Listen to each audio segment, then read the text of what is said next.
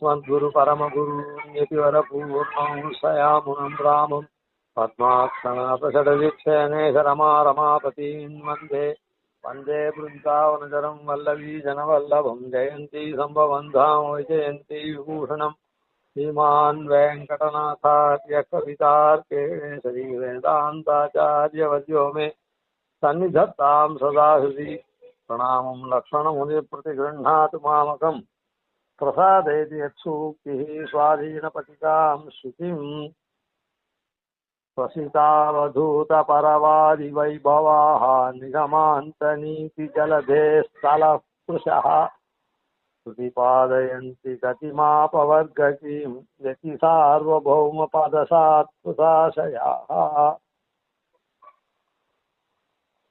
स्वसितावधूतपरवादिवैभवाः निगमान्तनीतिजलधे स्थलस्पृशः पादयन्ति गतिमापवर्गकीं यति सार्वभौमपदसात् कृताशयाः.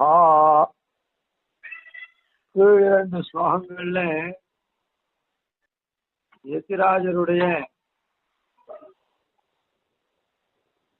ஸ்தோத்திரத்தினால யதிராஜருடைய பெருமையை சொல்றதுனால தம் வாக்கு தூய்மை பெறது அப்படின்னு 19வது ஸ்லோகத்துல பருஷாதிவாத பரிவாத பைசுன பிரபுதி பிரபூத பதனீய பங்கிலா ஸ்வததே மமாத்ய சுபகா சரஸ்வதி யதிராஜ கீர்த்தி கதகைர் விசோதிதா. யதிராஜனுடைய கீர்த்தியாகிற தேத்தாங்கொட்டையினாலே பருஷாதிவாதங்கள்லாம் இருக்கக்கூடிய கடினமான வாக்கு கோல் சொல்லுதெல்லாம் இருக்கக்கூடிய என்னுடைய அழுக்கலைந்த வாக்கானது இப்போ சுபகா சரஸ்வதி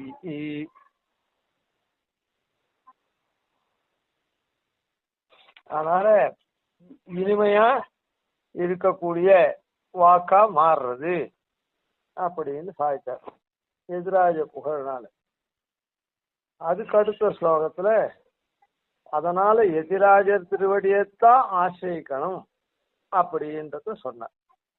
பெரியோர்கள்லாம் எதிராஜருடைய திருவடி தான் ரொம்ப இது அவள்லாம் இது பண்றா, அதனால நானும் எதிராஜ திருவடிய வரிக்கிறேன் ஆசிரியிக்கிறேன்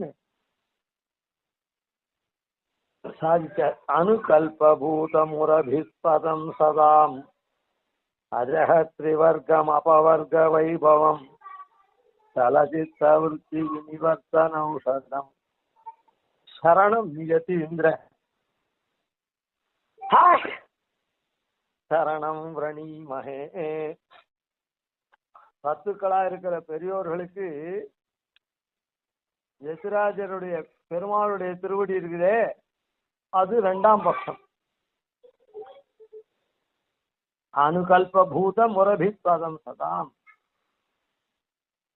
அதே மாதிரி அஜஹ திரிவர்க்கம் ஏன் அப்படின்னா பெருமாளுடைய திருவடி பரமபதத்தில் தான் கிடைக்கும்.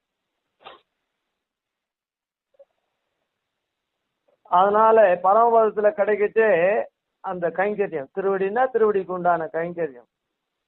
அப்போ தர்மார்த்த காமத்தை விட்டுட்டு அங்க போகணும். ஆனா எதிராஜருடைய திருவடிங்கரியம் இங்கேயே கிடைக்கும். அதனால அஜஹ திரிவர்க்கம் அபவர்க்க வைபவம், அந்த அபவர்க்க வைபவமா இருக்கக்கூடிய எதிராஜ ஆச்சாரிய கைங்கரியம் இங்க இருக்குது. இது தர்மார்த்த காமங்களை விடாதையே பண்ணக்கூடியது, அப்படியா இருக்கக்கூடியது. அதுக்கப்புறம் இந்த இடத்துல சலச்சித்தம் தானே, புண்ணிய பாப்பங்கள்னால கலுஷமான புத்தி. ஆனா எதிராஜருடைய ஆசிரியத்த உடனே அது இந்த சலச்சித்தம் இருக்குது, சஞ்சலமான மனசை போக்கடிக்கக்கூடிய அருமருந்தா இருக்குது. சலச்சித்த விருத்தி விநிவர்த்தனௌஷதம். ஆகையினால சரணம் யதீந்திர சரணம் விரணீமஹே, எதிராஜருடைய திருவடியை ஆசைக்கிறேன் அப்படின்னு சொல்ற. இப்போ எதிராஜருடைய திருவடிதான் சத்துக்களுக்கெல்லாம் பிரதானமா இருக்குது அப்படின்னு சொன்னார். அப்படிப்பட்ட எதிராஜ திருவடிய தான் ஆசிரிக்கிறேன்னு சொன்னார். இந்த ஸ்லோகத்துல எதிராஜருடைய திருவடி ஆசிரியித்த மகான்களா இருக்கக்கூடிய ஆச்சாரியர்கள் இருக்காளே, அவ எப்படி இருக்கா அப்படின்னு, அதாவது எதிராஜருடைய திருவடி ஆசிரியிச்சு அதான் அவருக்கு வரக்கூடிய ஆச்சாரியால் இருக்காளே, அவளுடைய பெருமையை இந்த ஸ்லோகத்துல சொல்ற.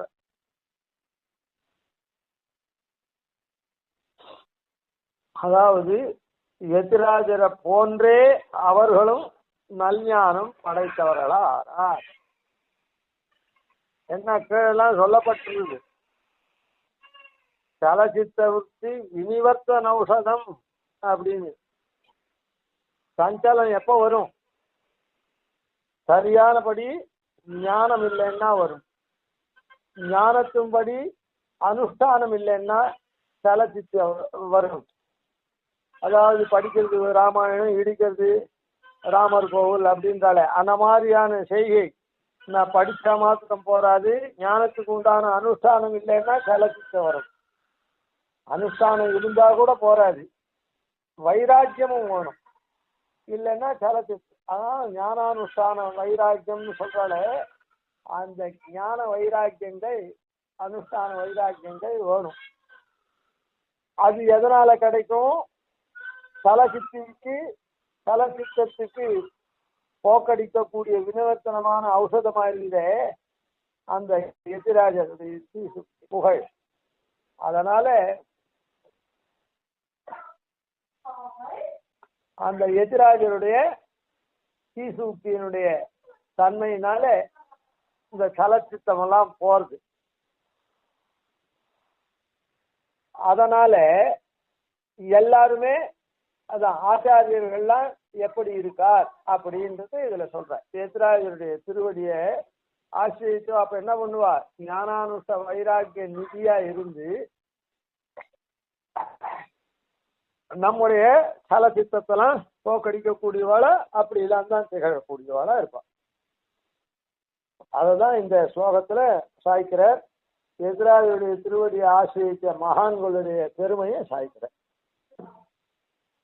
அவளுக்கு சலச்சித்தமெல்லாம் இல்லாத இருக்கிறதுனால அவ எதிராஜ போலேயே அவளும் விளங்கக்கூடியவாளா, நமக்கு உபதேசம் எல்லாம் பண்ணி நம்ம கரையேற்றக்கூடியவாளா விளங்குவார் அப்படின்னு சொல்லி.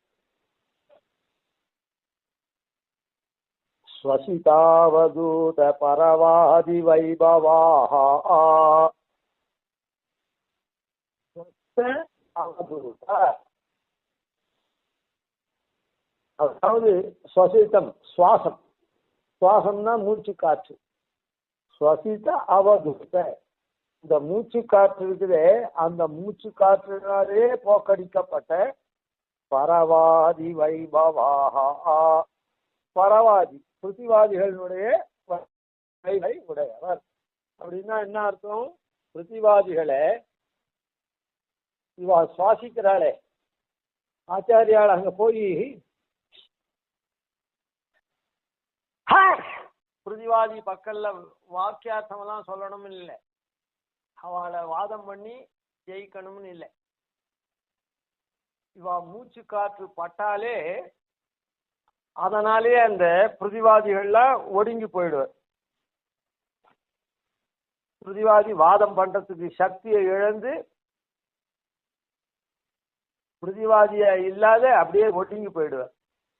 ஸ்வசிதாவதூத, மூச்சு காற்றாலே போக்கடிக்கப்பட்ட பரவாதி, பரவாதிகள் இதர மதஸ்தர்கள், அப்படிப்பட்ட வைபவாக வைபவத்தை உடையவர்கள். அதனால்தான் இந்த மூச்சு காற்று, மூச்சு காற்றுன்னு ஏன் சொன்னா சொல்றேன். அதனால தான் வஞ்ச பரசமயம் மாற்ற வந்தோன் வாழிய, பரசமயத்துல இருக்காளே வஞ்சிக்கக்கூடிய பரசமயத்தவர்கள், அந்த சமயத்துல அவ இருக்கிறவாளே மாற்ற வந்தோன் வாழியேன்னு சுவாமி தேசிகனுக்கு சொல்றோம். மாய்க்க வந்தோம் இல்லை, மாற்ற வந்தோம். அவளுடைய என்ன இவா மூச்சு காத்து பட்ட உடனே என்ன ஆகுதுன்னா அவளுடைய வாதமெல்லாம் போயிடுறது. வாதம் போயிடுதுன்னா அவ நேர் வழிக்கு மாறிட போறா. அதனால மாற்ற வந்தோம். அந்த மதத்தில் இருக்கவாளே, தப்பான மதத்தில் இருக்கவாளே நன்மார்க்கத்துக்கு அழிச்சுன்னு வரலாம். சரி, இந்த இடத்துல ஏன் மூச்சு காற்று அப்படின்னு சொன்ன ஒரு உதாரணத்துக்கு சொல்றேன். ஏதாவது ஒரு சின்ன வஸ்து இருந்ததுன்னா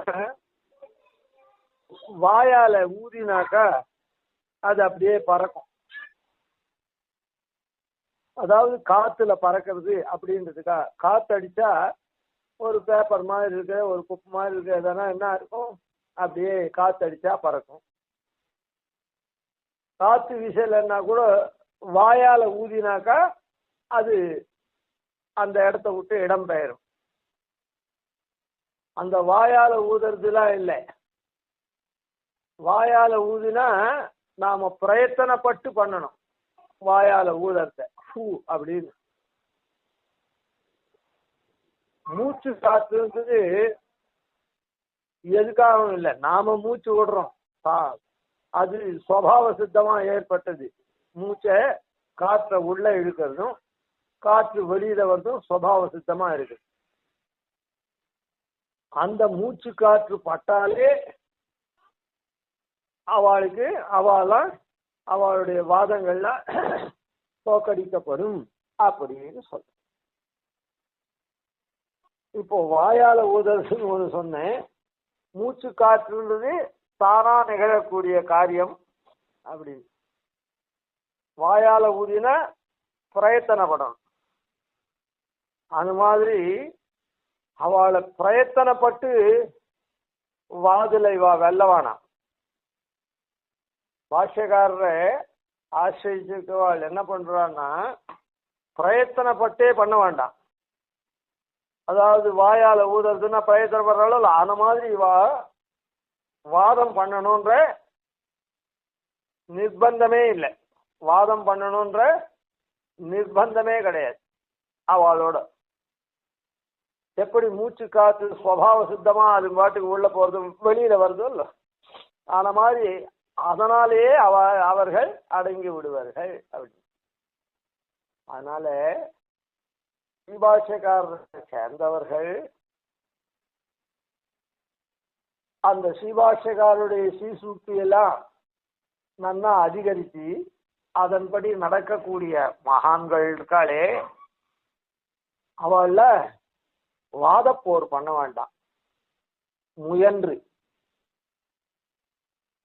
முயற்சியே இல்லாம மூச்சு காற்றுனாலேயே அவர்களுடைய வாதம். இந்த இடத்துல மூச்சு காற்றுன்னு சொல்றே, அது அவ்வளவு அதான் வாயால ஊதர காத்து போல வாயால வாதம் பண்றது. இது மூச்சு காற்றுன்னு சொல்றது என்ன அப்படின்னு சொன்னா, இந்த வேதம் இருக்குதே, இந்த வேதம் எம்பெருமானுடைய மூச்சு காற்று. வேதம் எம்பெருமானுடைய மூச்சு காத்தா திகழ்கிறது. அதனால ஆச்சாரியர்கள் யாரு, சாட்சான் நாராயணோ தேவஹா கிருத்வா மர்த்தியமயம் தனுன்னு இருக்கிறதுனால அந்த ஆச்சாரியாள்ன்றது யாரு, பின்னிட்டு வர ஆச்சாரியாள்லாம் பாஷ்யக்காரருடைய திருவடி சம்பந்தம் பெற்று அவ வழங்குறா, மேன்மையா வழங்குறா. அதனால எம்பெருமானுடைய தன்மை இவாளுக்கு இருக்கிறதுனால, எம்பெருமான் இவா திருமேனியில புகுறதுனால, அப்ப இவாளுடைய மூச்சு காற்று அந்த வேதத்துக்கு துல்லியம். எம்பெருமானுடைய மூச்சு காற்று தான் வேதமானதுனால இவாளுடைய மூச்சு காற்றும் எதிராக ஆசிரியிச்சு சம்பிரதாய பிரதீபத்தை ஏந்தின்னு இருக்க ஆச்சாரியால் இருக்காளே, அவளுடைய மூச்சு காற்றும் அவ எம்பெருமானுடைய உருவே ஆனத்தனால அவளுடைய மூச்சு காற்றும் வேதம். அதனால வேதாந்தங்களை நன்னா கத்திருக்கிறதுனால அந்த மூச்சு காற்று, அதனாலேயே அவர்கள்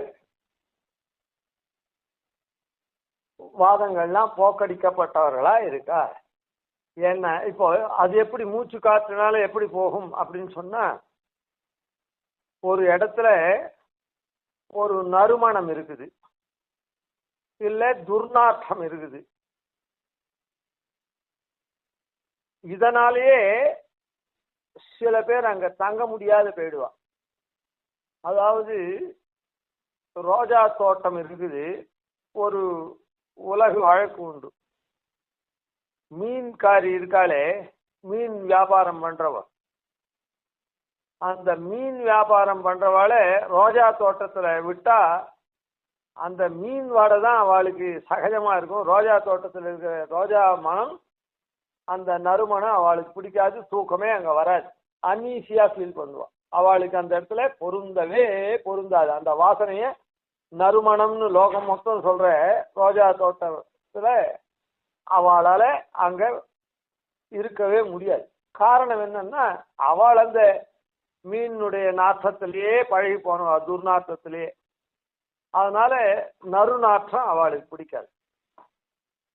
இப்படி மாத்தி வச்சுப்போம். நல்லவாளா இருக்கிறவா அந்த மீன் சந்தைக்கா போக வேண்டியதா கொடுத்துன்னா அவளுக்கு அந்த இடத்த தாண்டுற வரையில் இவாளுக்கு சகிக்க முடியாது, கொமட்டும். இவா வேகமா கடந்து போற மாதிரி ஆயிடும். அதனால மூச்சு காற்று அப்படின்றது அந்த காற்று வாசனை விசேஷத்தினால, காற்றுன்றது என்ன வாசனையை கொண்டிருக்கும். இவாளுடைய ஆச்சாரியாளுடைய, அதான் எதிராஜரை ஆசிரியச்சவாள் இவருடைய மூச்சு காற்றுலாம் எப்படிப்பட்டது, வேதாந்தங்களை அப்படியே அர்த்தங்களை கொண்டிருக்கிறதுனால அந்த வேதாந்தங்களுடைய நறுமணம், அதனுடைய உண்மையான அர்த்தம் இருக்குது, யதாவஸ்திதமான அர்த்தம். அந்த அர்த்தத்தை கேட்டாலே அவளுக்கு சகிக்காது. சகிக்காதுன்னா தாங்க முடியாது. அவ பல்பீதமா இருக்கக்கூடிய ஒரு அர்த்தத்தை சொல்லிட்டு இருக்காளே.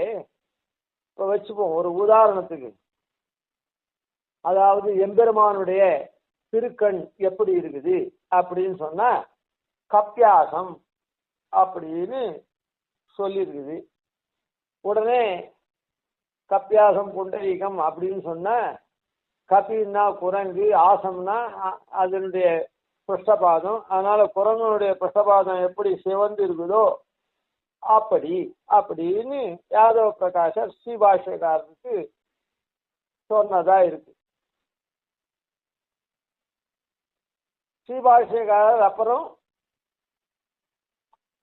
சூரிய கிரணங்கள்னால, அதாவது நீரை பருகக்கூடிய சூரிய கிரணங்கள் இருக்கு, அதனாலே மலரப்பட்ட தாமரை, அலர்த்தப்பட்ட தாமரை, அத போல இருக்குது எம்பெருமானுடைய திருக்கண் அப்படின்னு அவர் அர்த்தம் சொன்னார். இப்ப பாருங்க, உடனே என்ன ஆகுது, இந்த அர்த்தத்தை சொன்ன உடனே அவர் என்ன நீச்சமான அர்த்தம், மீன்காரி மாதிரியா ஏதோ ஒரு அர்த்தத்தை நீச்சமான அர்த்தத்தை சொன்ன, குரங்கனுடைய பிஷபாதம் பின்பாகம் மாதிரி இருக்குது பெருமாளுடைய கண் அப்படின்னு. இந்த சூரிய கிரணங்கள்னால அலர்த்தப்பட்டதான தாமரை அப்படின்னு சொல்றது சகிக்கல அந்த அர்த்தத்தை அவளால. அதனால என்ன பண்ணார், பாஷ்யக்காரர மாய்க்கணும் அப்படின்ற எண்ணம் வந்துருக்கு. எப்படி மீன்காரிக்கு ரோஜா தோட்டத்துல தூக்கம் வராதோ, அவ உடனே என்ன பண்ணுவான், இந்த தோட்டத்துல நம்ம வெளில போய் சுகமா தூங்கணும் அப்படின்னு தான் நினைப்போம்.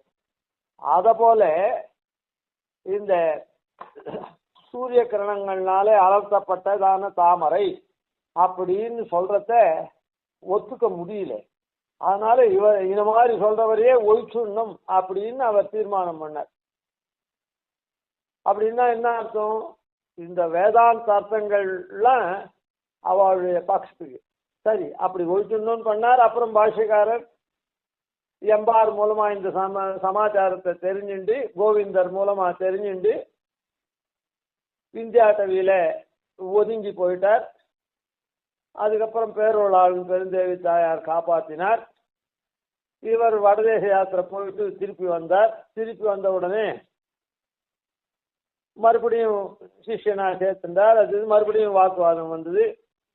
கடைசியில என்ன ஆனார், இவர் இடத்துல அத்வைத சன்னியாசியா இருந்தவர் ஸ்ரீ வைஷ்ணவ சன்னியாசி ஆனார். இவருக்கு சிஷ்யராய்.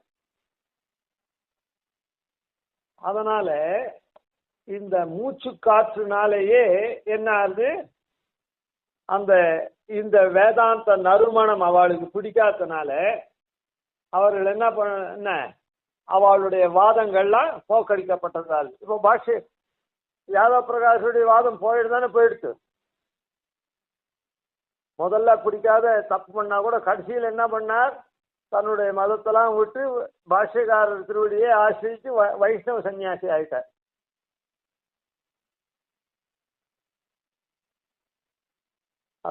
அது போலத்தான் மூச்சு காற்று அப்படின்றது என்னதுன்னா, அந்த மூச்சு பகவானுடைய மூச்சாகப்பட்ட வேதாந்தங்கள், அதே போல அந்த வேதாந்த பிரதிபாதனம் பண்ணக்கூடிய இந்த ஆச்சாரியால் இருக்காளே, அந்த வேதாந்தார்த்தத்தை சாரமான அர்த்தத்தை சொல்லக்கூடிய ஆச்சாரியாள் அவளுடைய அதான் அது மூச்சு காற்று போல அந்த அர்த்தத்தை அந்த மூச்சு காற்று பட்டாலே தங்களுடைய துரபிப்பிராயமான இதெல்லாம் ஒழிஞ்சு போறது அப்படின்னு. அதனால ஸ்வசிதாவதூத பரவாதி வைபவா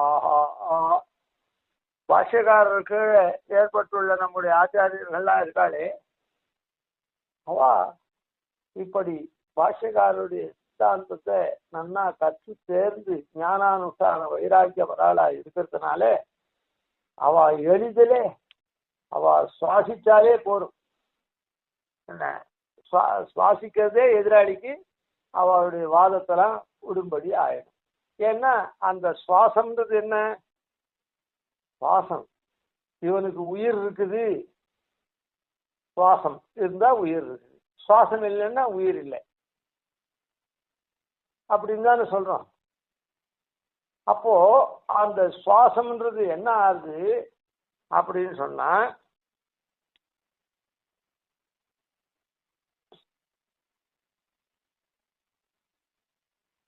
உயிருள்ள வஸ்து விஷயத்தை இவா சொல்றா. அதான் பிராணாத்ம சஞ்சீவினி.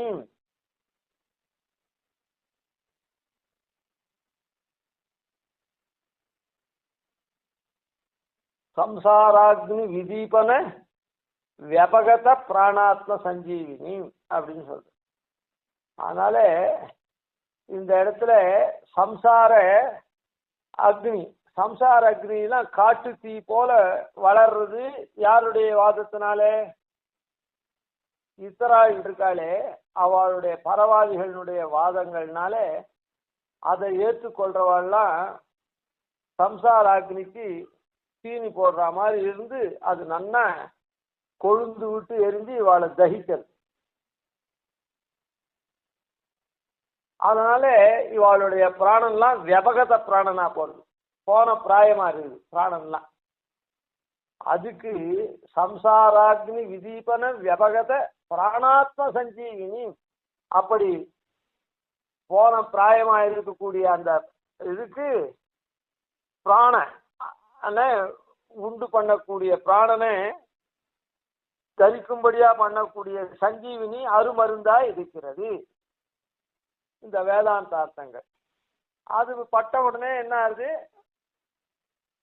பிராணன் உயிர் பெறது. அதனால மூச்சு காற்றுன்றது உயிருக்கு. உயிர்ன்றது எது, இந்த ஜீவாத்மாவானது பரமாத்மாவனுடைய சம்பந்தம் பெற்றுத்தான் இதுக்கு உயிர் இருக்கும். இல்லைன்னா ஜீவாத்மா போன பிராயமா தான் இருக்கும், போயிடாது. அதுக்காக ஜீவாத்மா அழிஞ்சுடாது, நிச்சயம்தான். ஆனா அந்த பிராணன் அதான் சம்சாராக்னி விதீபன வியபகத பிராணாத்ம சஞ்சீவினி. அத போன பிராயமா இருக்குது இந்த பிராணன் ஆத்மா. இந்த மாதிரி தாறுமாறா அர்த்தம் சொல்றவாளை கொண்டு இப்போ ஸ்ரீபாஷ்யக்காருடைய ஸ்ரீபாஷ்யம் எப்படி பண்றது? அது அந்த பிராணனை உயிர்ப்பிக்கிறது. ஏன்? அது எம்பெருமானுடைய சம்பந்தத்தை சொல்லி அந்த ஸ்ரீபாஷ்யம் அந்த எம்பெருமான ஆசிரியிக்க பண்றதுனால இந்த பிராணன் தங்கிறது. அது இப்போ அதுக்கு அதனால இங்க பிராணம் தங்கறதுன்னா என்ன அர்த்தம்? இத்தனை நாளா எரிஞ்சு இந்த அக்னி அணைஞ்சு போச்சு. அதான் அந்த அக்னி ஏன் எரிஞ்சது? அந்த அக்னிக்கு இந்தனம் எது அப்படின்னா பரவாதிகளுடைய வாதங்கள் தான் அந்த சம்சார அக்னிக்கு இந்தனமாக இருந்து அதை கொழுந்து விட்டு எரிய பண்ணி பிராணனிடம் ஆத்மாவுக்கு பிராணன் போற நிலைமையில அதை கொண்டு வந்தது. இப்போ இந்த இது ஸ்ரீபாஷ்யக்காருடைய ஸ்ரீசுக்தி என்ன, அதை தெரிஞ்சின்ற ஆச்சாரியர்கள் நம்ம ஆச்சாரியர்கள்லாம் இருக்காளே அந்த சாரத்தை தெரிஞ்சு அவளுடைய உபதேசாதிகள்லாம் இதுக்கு பிராணனை உண்டு பண்ற மாதிரி ஆகுது. அந்த பிராணன் இருந்ததுன்னா மூச்சு காத்து இருக்குதுன்னு அர்த்தம். அதனால்தான் ஸ்வசிதாவதூத பரவாத வைபவாஹா அப்படின்னு இந்த இடத்துல சொல்லப்பட்டிருக்கு. இப்படிப்பட்டவ இந்த மாதிரி இதர பட்சத்தை மூச்சு காற்றினாலே போக்கக்கூடிய பெருமையுடைய இவா எப்படி இவாளுக்கு இந்த பெருமை வந்தது அப்படின்னா ஸ்ரீபாஷ்யக்காருடைய ஸ்ரீசுக்தியை சேவிச்சு அதெல்லாம் பண்றதுனால நிகமாந்த நீதி ஜலதேஹே தலஸ்பிருஷாஹா. நிகமாந்த நீதி வேதாந்த சாஸ்திரம் இருக்க, அந்த வேதாந்த சாஸ்திரமாகிற சமுத்திரம் பாரசரிய வச்சசுதம் உபனிஷத் துக்தாப்தி மத்தியோத்ருதாம் அப்படின்னு சொன்னார். அதனால நிகமாந்த நீதி வேதாந்த சாஸ்திரமாகிற ஜலதேகே சமுத்திரத்தினுடைய உபனிஷத் துக்தாப்தின்னு சொன்னேரோ அதான் நிகமாந்த நீதி ஜலதேகே அந்த சமுத்திரத்தினுடைய தலஸ்பிருஷா அப்படியே அந்த கடலினுடைய அடிபாகம் ஆழத்தை தொட்டவர்களா இருக்கா அப்படின்னா கடலினுடைய ஆழத்தை தொட்டவர்களா இருக்கான்னு சொன்ன நிகமாந்தமாகிற கடல் இருக்க அத நிகமாந்த நீதி ஜலதேகே. நிகமாந்தத்தினுடைய சாஸ்திரம் நிகமாந்த சாஸ்திரம் இருக்க அது கடல் போன்றதான். அந்த கடல் போன்றதா இருக்கக்கூடிய அதனுடைய அடி மூலம் அந்த என்ன ஆழ்பொருள் என்ன அந்த நிகமாந்த சாஸ்திரத்துக்கு வேதாந்த சாஸ்திரத்துக்கு அப்படின்றது இவா அறிந்தவர்களா இருக்கா.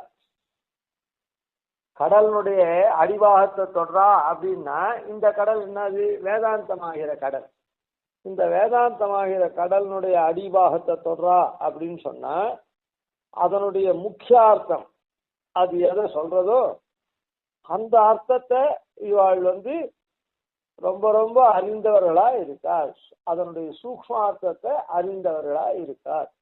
நிகமாந்த நீதி ஜலதேஹே தலஸ்பிருஷா அந்த சூக்ஷ்மார்த்தங்களை இவ அறிஞ்சத்தினாலே ஸ்வசிதாவதூத பரவாதி வைபவாஹ அந்த அதனால இவ என்னன்னா பரவாதிகளுடைய தன்னுடைய மூச்சு காத்தாங்க. அதுக்கு காரணம் நிகமாந்த நீதியை அதனுடைய அடிவரையில் சூக்ஷ்மார்த்தம் வரையில் அறிந்தவர்கள் அப்படின்றது அதுக்கு காரணம். அதுக்கு மேல இந்த ஆச்சாரிய சார்வபௌமர்கள்லாம் அதான் எத்ராஜரை ஆசிரியிச்ச ஆச்சாரியெல்லாம் என்ன பண்றாருன்னா பிரதிபாதயந்தி கதிமாபவர்கீம் பிரதிபாதனம் பண்றா, நமக்கு உபதேசம் பண்றா. என்னத்த ஆபவர்க்கின் கதியும் மோட்ச சம்பந்தமான மார்க்கத்தை நமக்கு உபதேசம் பண்ணக்கூடிய ஆச்சாரியாளா இருக்கா. இத நாமும் அடுத்தத்துல சேர்ப்போம். கவிதார்க்கிக சிம்ஹாய கல்யாண குணசாலினே ஸ்ரீமதே வெங்கடேஷாய வேதாந்த குரவே நமः. ஆதிவன்ஷடகோபாதி நதிவத்யான் பஜே நிஷம் ஸ்ரீரங்கபூர்வசரித்யதீசான பதாஸ்ரயம் ஸ்ரீவத்சவம்சதலகம் வந்தே ஸ்ரீகிருஷ்ணதேசிகம்.